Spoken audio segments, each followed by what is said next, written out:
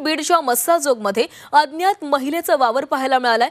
देशमुख कुटुंबियांच्या घराच्या परिसरात या महिलेचा वावर दिसून आलाय। पोलीस दाखल होताच महिला तिथून पसार झालीय।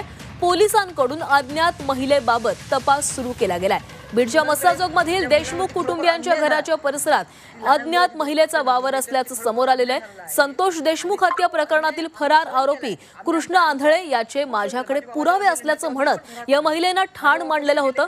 मात्र पोलीस आल्यानंतर सदर महिला बसमधून बसून पसार झाली आणि या प्रकरणी पोलीस सदर महिलेबाबत चौकशी करत असल्याची माहिती समोर आली आहे।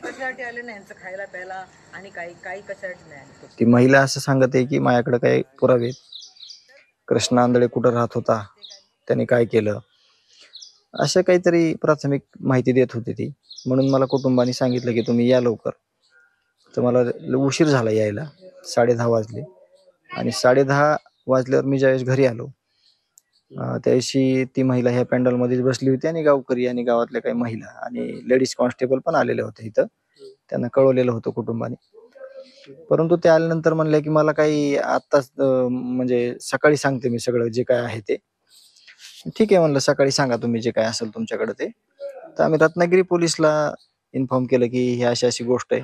तर ते म्हणले अशा प्रकारच्या तक्रारी त्या महिलेनं केलेल्या आहेत तिथं, परंतु त्याची शहानिशा करून तुम्हाला आम्ही जी काय माहिती आहे ती सगळी संकलित करून कळवू। परंतु संध्याकाळी ती ज्यावेळेस महिला इथं थांबल्या त्या आणि ज्यावेळेस सकाळी इथून निघून गेल्या, मग त्यांनी काही जास्त माहिती त्यावेळेस दिली नाही।